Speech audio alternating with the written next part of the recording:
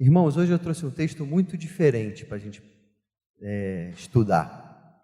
Um texto que eu reconheço que eu não tinha ainda ouvido nenhuma mensagem em cima desse texto. E a gente que é criado na igreja, a gente conhece, né, os textos. O texto está em Marcos, capítulo 14. Como é que é a história desse texto? Estava em Teresópolis um dia desses, a família tem uma casa lá para descansar. E aí eu estava lá, minha mãe estava lá com a gente, estávamos gastando um tempo juntos. E aí ela contou, parecia até fofoca, sabe? Já viu aquele texto? Ela falou assim, já viu aquela história daquele rapaz que foi perseguir Jesus e ele estava de lençol? Eu falei, não, nunca ouvi. Aí ela contando assim, né? Parecia uma... Eu não, nunca ouvi. Ela, eu estou pensando em pregar em cima desse texto. Aí quando ela falou o texto, eu falei, que texto maluco. E ela mesmo não pregou em cima desse texto, mas ela jogou a semente, né? E aí eu comecei, me intrigou e eu fui estudar. E quando eu comecei a ler esse texto, ele realmente, assim, abriu meus olhos.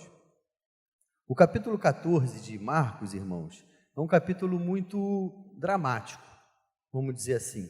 Essa história desse rapaz, que não tem nem nome, é como se ele tivesse um comercial no Super Bowl, naquele horário mais caro da televisão. É um capítulo que ele é muito rico para nós cristãos, até porque ele começa falando do plano para matar Jesus.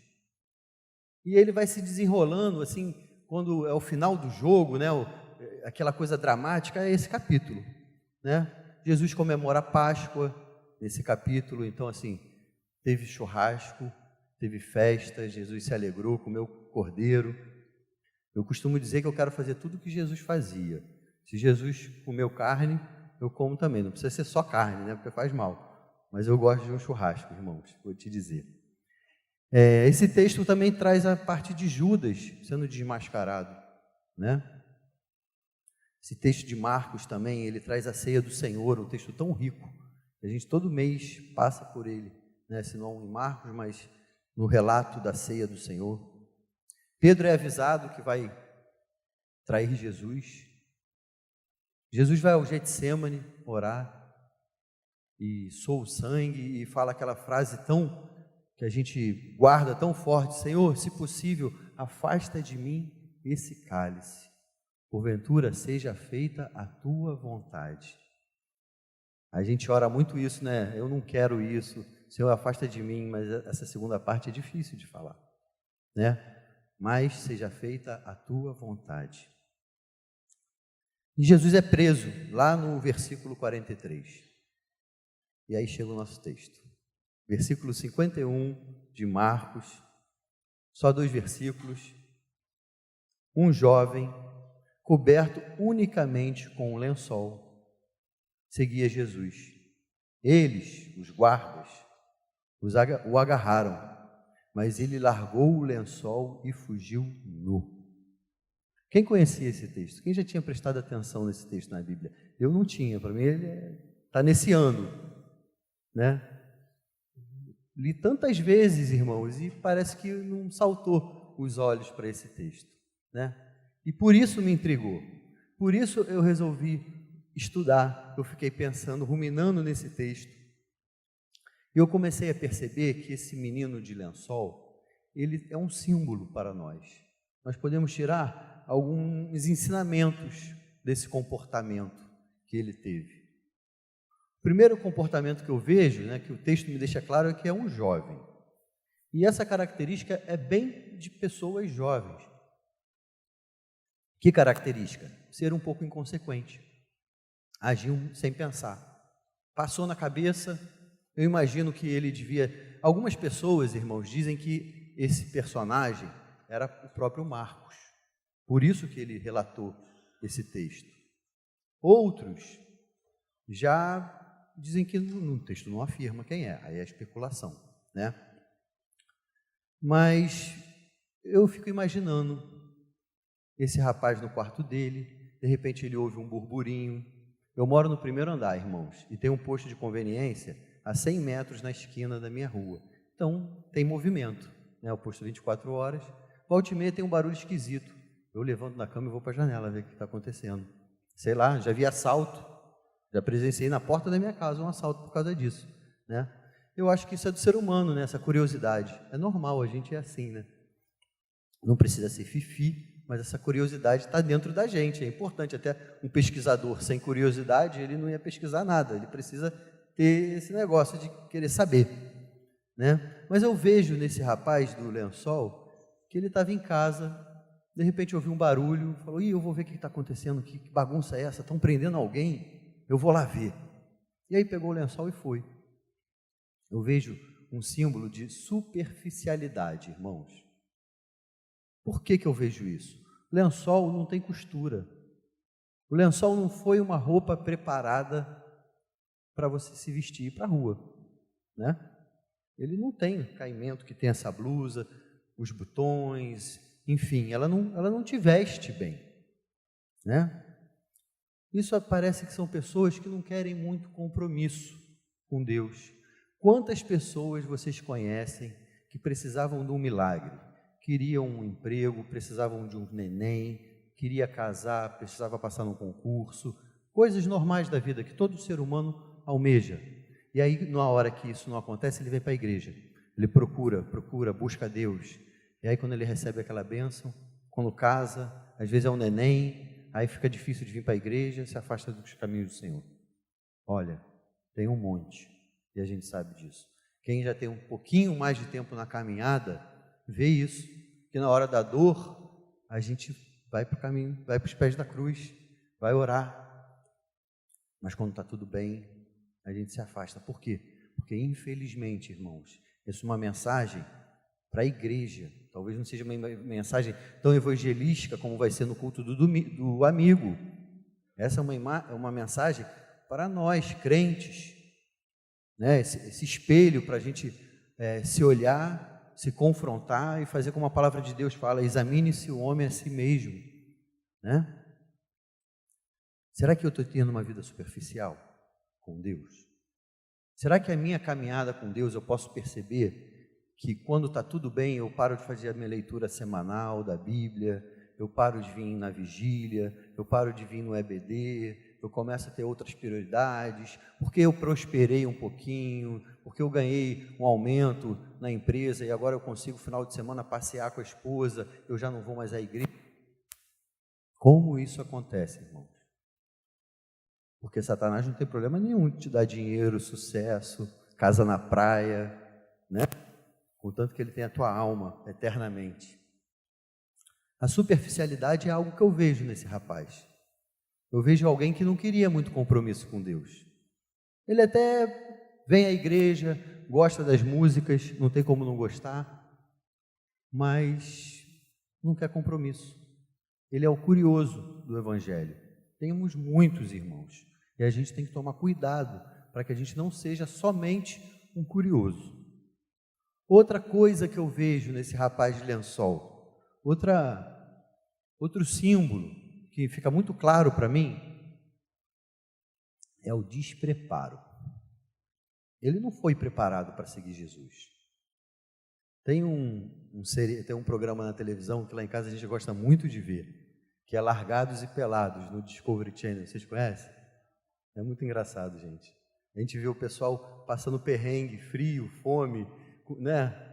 É engraçado aquele programa. Mas a gente vê que as pessoas estão despreparadas para fazerem aquilo, né? Elas não estão preparadas para enfrentar uma selva, né, com um leão, ou uma selva amazônia, com todas as cobras gigantes que a gente tem aqui no Brasil, enfim. E eu estou vendo um outro seriado que ouvi também, de um rapaz, de uns híbridos, uma criança meio bicho, vocês já viram? Tem um menino que é um cervo, está no Discovery, está no Netflix. E aí o pai precisa esconder aquela criança. E aí o pai sai com uma mochila que é tipo 4 vezes o tamanho do pai, assim, parece um mundo em volta dele. E aí a foto é ele com aquela mochila enorme e uma criança. Por quê? Porque ele tinha algo de muito precioso que ele precisava guardar. E porque ele tinha algo de muito precioso, ele se preparou para aquele momento. Não é assim um casamento? A gente prepara os detalhes da festa, detalhe como vai ser, Por quê? Porque é algo precioso para a gente, porque tem valor para a gente. Esse menino seguiu Jesus despreparado, relapso, não valorizando o preço que foi pago na cruz, logo após o preço que ia ser pago por ele. Ele não estava valorizando. Quantas vezes, irmãos, nós, crentes, pecamos, e tem dois pecados, né? Tem aquele pecado que é inconsciente, você agride alguém sem saber, assim, você sem querer fez mal a alguém, você vai lá e se retrata, e tem aqueles pecados conscientes, né? Você sabe que é errado, mesmo assim faz. E eu acho que depois que a gente aceita Jesus, esse pecado é mais sério, porque agora eu sei, eu tenho a consciência do que eu estou fazendo. Se a gente tivesse mais essa consciência, a gente pecaria menos, irmãos. Porque a gente ia falar assim, eu não posso trocar o que eu tenho de tão precioso por um prato de lentilha. Acho que foi domingo passado, eu estava indo para a igreja à noite, pastor Ari, e eu comentei assim com meus filhos. Filhos, você sabe por que domingo à noite, às vezes um pouco cansado, mesmo assim a gente vai para a igreja? Por que domingo de manhã de sol a gente não vai para a praia, que a gente vem para a igreja? E eles não. Eu falei, porque a gente tem um compromisso, porque a gente tem algo muito maior, porque eu tenho algo que não tem preço, que além do céu, mas trazendo para aqui para a terra, que é o que? A minha família espiritual, a comunhão dos meus irmãos. Quando eu tenho um problema, são eles que intercedem por mim, são eles que me suportam. E se a gente esquece, irmãos, do que a gente tem de tão precioso, a gente acaba negociando por preço vil, por ser popular na faculdade, a sua fé, a sua eternidade. A gente ontem no culto dos adolescentes, a gente fez uma brincadeira que faltou um pouco de técnica da parte da liderança, já assumo o erro. Mas era aquele negócio da pessoa, você troca o seu carro por uma bala. Quem viu o Silvio Santos quando a gente era criança lembra dessa brincadeira, que era para trazer isso para eles, que a gente acaba trocando coisas tão preciosas por coisas bobas, porque as pessoas estão nos oferecendo, a gente acaba aceitando. Isso significa, irmãos, despreparo. Quando a gente não conhece a palavra de Deus, e eu não sei o que me espera, e eu não sei o que eu tenho, a palavra de Deus me garante, eu começo a negociar na hora dos problemas, na hora da dificuldade, eu acabo negociando.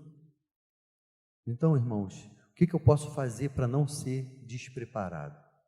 E aí, essa mensagem eu já preguei uma vez, hoje antes de vir para cá, eu estava preparando de novo, lendo e acertando, e assim Deus sempre fala ao nosso coração. Aqui Ele falou para mim assim, ó, come do rolo. Eu fui lá em Ezequiel 3, onde está esse texto, li, e assim como Deus ministrou ao meu coração, irmãos, como a gente tem que falar, a gente tem que se encher da palavra de Deus, irmãos. Aquele texto diz que a palavra de Deus é doce.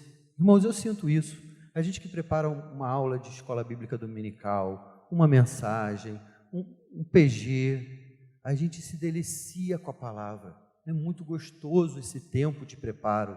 Talvez preparar uma mensagem é mais gostoso do que vir aqui, irmãos, e pregar para vocês, porque aqui tem um nervosinho, tem sempre, mas quando você está em casa e a palavra, Deus vai falando com você, isso é maravilhoso. Então, se você quer ser preparado, irmão, come do rolo, vai estudar a Bíblia, faz a sua devocional, sabe, muitas vezes que eu prego, eu falo disso, porque essa história mexeu comigo, quando eu fui na Tailândia, e aquele irmãozinho que ficou preso durante anos dentro da cadeia, e ele limpava a fossa séptica, quando ele saiu de lá, ele falou que tinha saudade daquele lugar, porque aquilo era um jardim de adoração.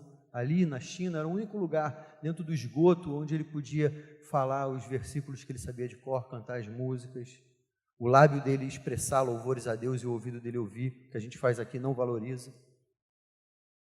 E aí ele falou para a gente assim, onde é o seu jardim de adoração? Gente, que vergonha, se tivesse um púlpito desse assim, eu me escondia.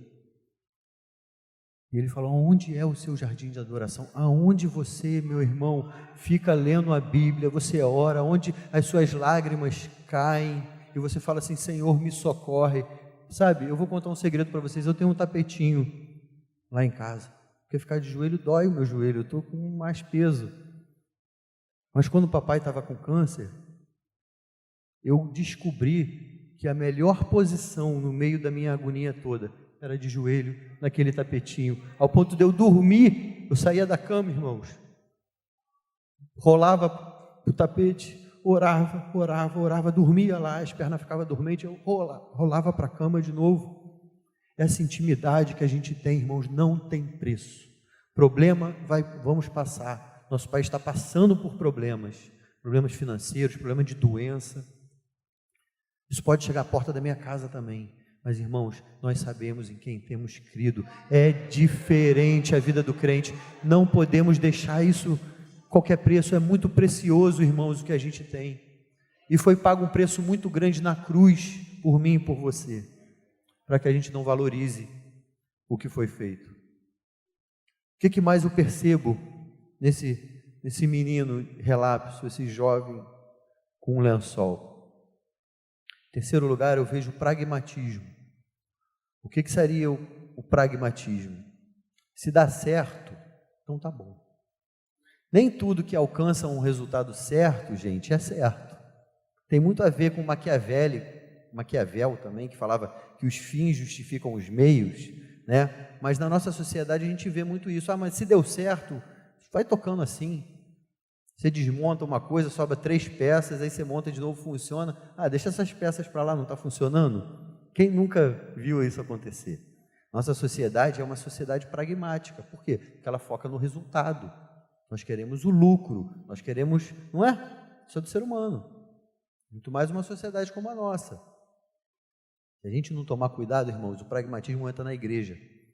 E a gente começa, eu sei que a gente tem que cantar músicas que agradem o povo. O que eu quero dizer com isso? Nossos louvores são teologicamente corretos? São. Então, se eu canto o A ou o B, para Deus não faz diferença no meu coração, não é? Um coração contrito. Agora, por que no culto de adolescentes a gente escolhe algumas músicas e no culto infantil a gente escolhe outras?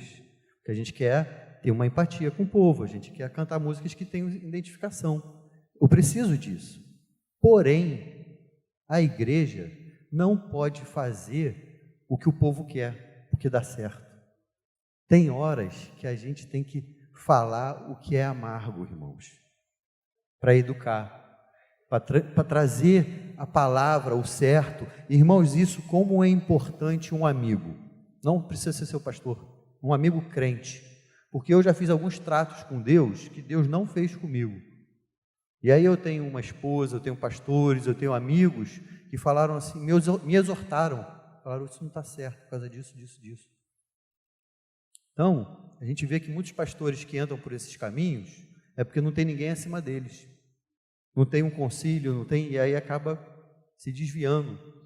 Nosso papel, aço afia aço. Você sabe quando é que a gente fica afiado? Quando um exorta o outro, né? E o papel da igreja é esse. Para isso, irmãos, nem tudo que vai ser falado desse púlpito você concorda.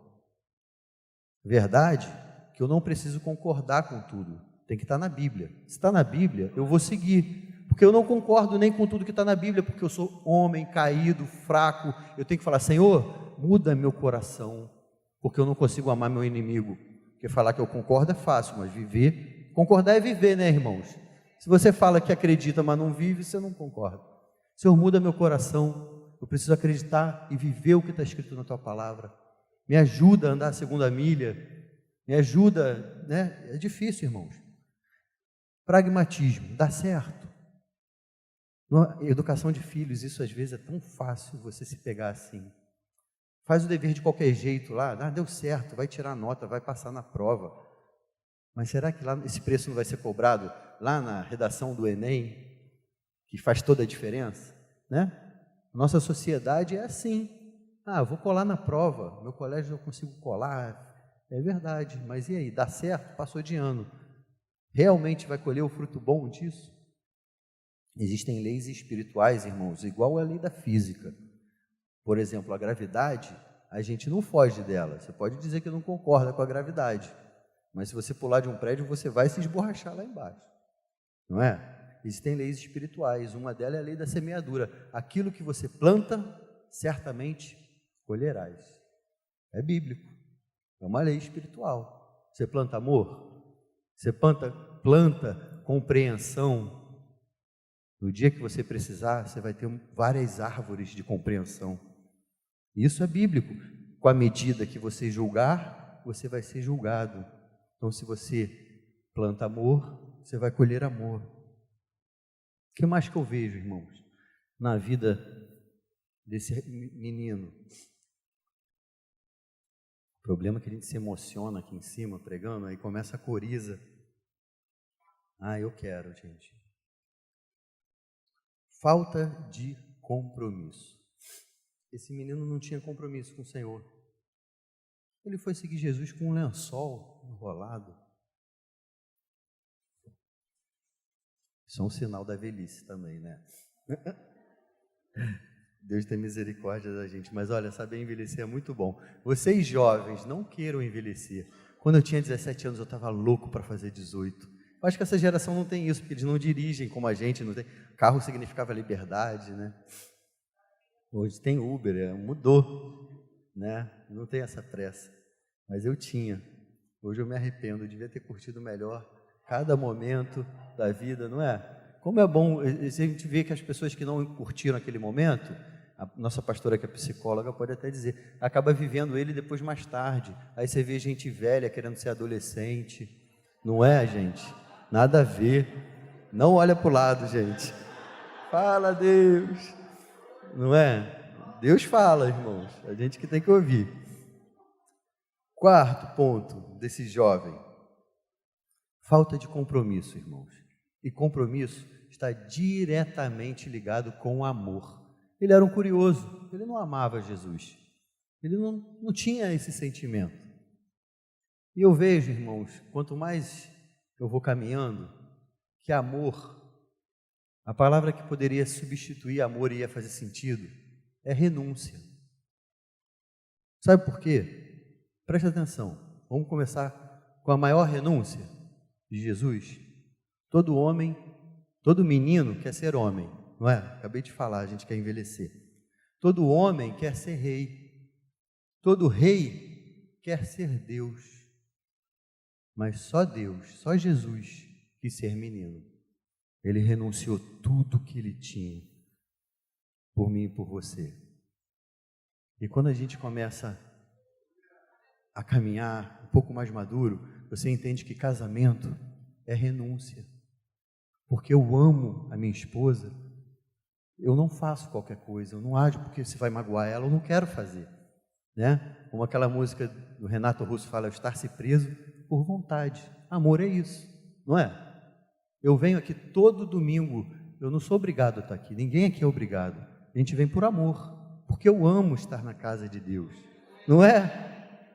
Isso é amor, irmão. Você está renunciando, como eu falei, à praia, o restaurante com alguns amigos, não sei, nós renunciamos coisas porque amamos ao Senhor, temos prazer em estar na casa de Deus, temos prazer de estudar a Bíblia, isso é amor. Se você não tem esse sentimento, pede, o Espírito Santo pode te dar, porque Ele é o autor desse sentimento, da vida e do amor. O que eu vejo mais como falta de compromisso? Falta de compromisso, para seguir Jesus de qualquer jeito, como esse menino foi com um lençol, tem consequências, irmãos, e a gente tem que estar preparado para elas. O que aconteceu com ele? Na hora do problema, que chega para todo mundo, quando ele foi agarrado e ele precisou correr pela vida dele, ele ficou nu. E a nudez, irmãos, mesmo a sociedade querendo desconstruir esses conceitos, a nudez tem a ver com intimidade.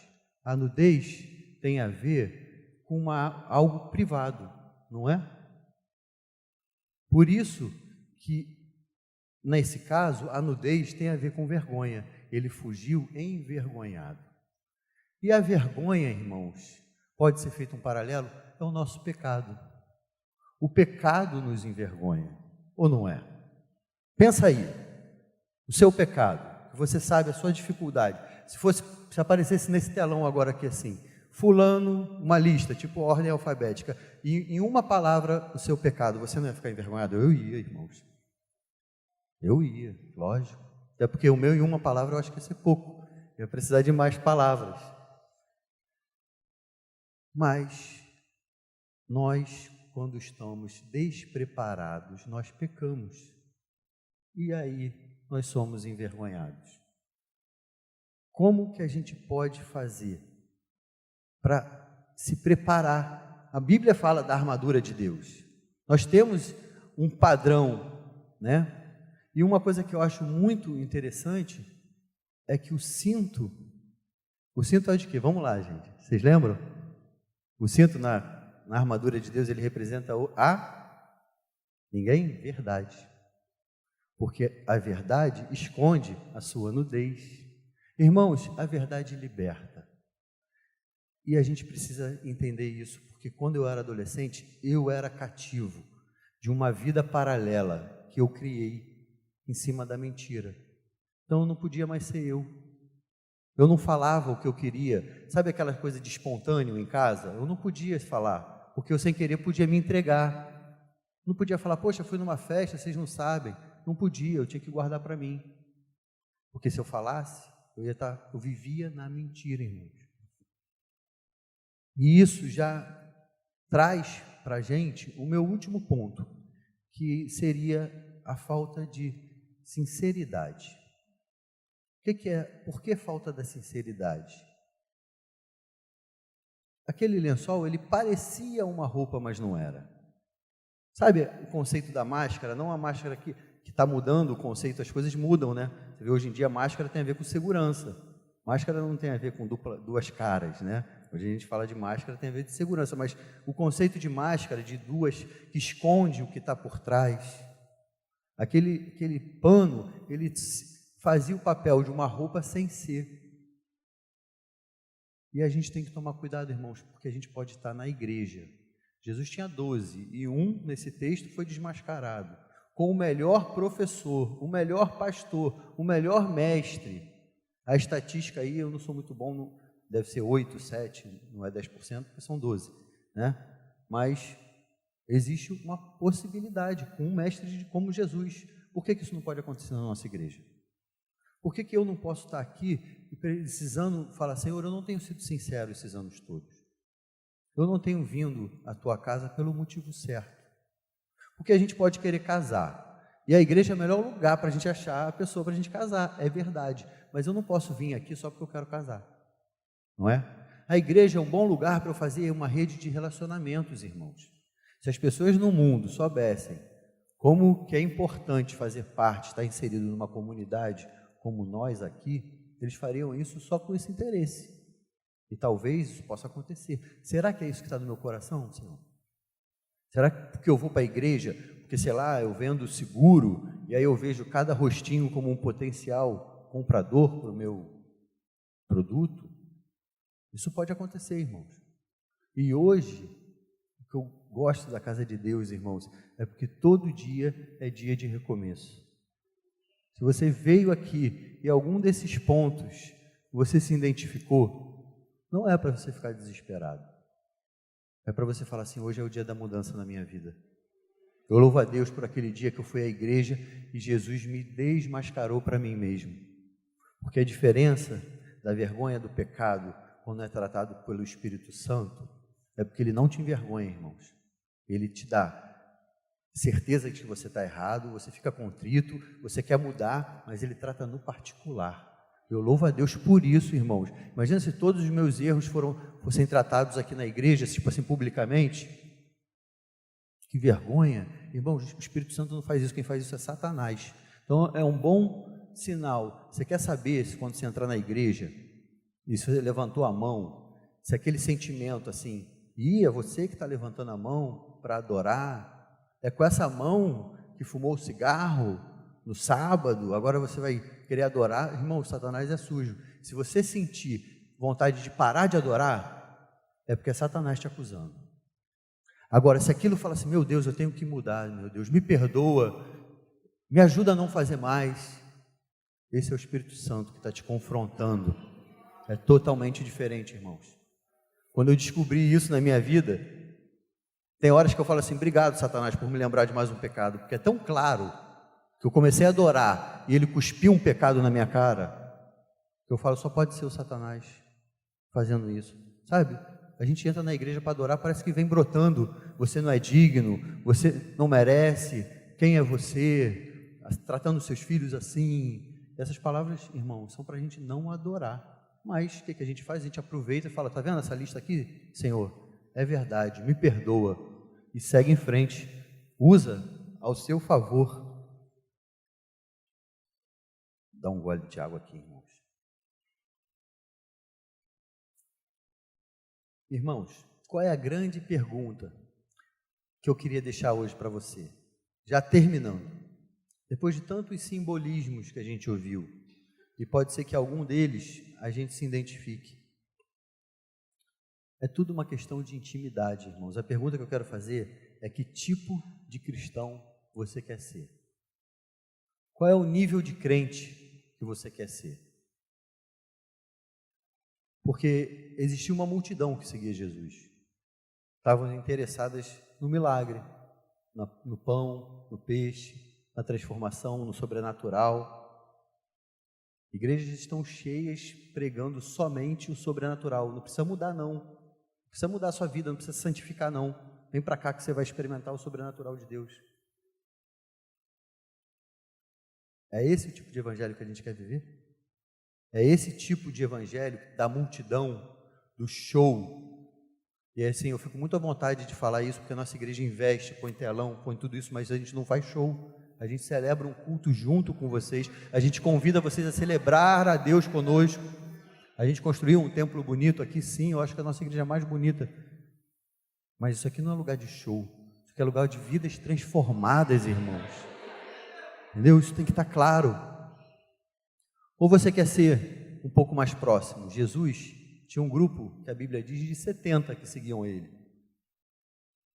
Mas mesmo dentro dos 70, Jesus tirou 12 para serem mais próximos, para andar no dia a dia com ele, para experimentar a intimidade do Mestre. E, gente, dentro daquele grupo ainda tinham os 3 mais chegados. O que eu queria hoje é que a gente saísse daqui com uma atitude diferente. Você pode abrir o seu coração e deixar o Espírito Santo entrar em áreas que você, mesmo sendo convertido, ainda não deixou ele entrar, porque você tem sido superficial com Deus. Eu sei que vai doer tratar aquilo. Eu sei que vai doer tratar o seu pecado, aquilo que a sua carne é viciada. Porque minha carne tem os vícios dela também, irmãos, e dói, toda vez que eu mato a carne dói. Eu vindo para cá, eu falei para minha esposa Juliana, a vida aqui na terra é uma vida de agonia. Paz mesmo, plenitude perfeita só no céu, porque aqui eu brigo contra a minha carne todo dia, e se eu não estou brigando, eu estou errado. Tem que ser assim, tem que ser difícil, tem que, né? Porque senão eu estou sendo frouxo comigo mesmo, condescendente comigo mesmo. Eu quero ser como os 3, eu quero estar próximo do Senhor Jesus. Para isso, levando o nosso coração como a nossa casa, nós temos que nos sondar e falar assim: Senhor, eu nunca deixei você entrar na gaveta do meu quarto, daquela da cabeceira, sabe? Aquela gaveta mais pertinho. Hoje eu queria abrir esse alçapão. Vai sair cobras e lagartos, Senhor, mas eu vou poder tratar ele no particular só com o Senhor. Olha que alegria, meu irmão, que honra você está tendo a oportunidade de tratar com Deus algo que poderia te deixar envergonhado.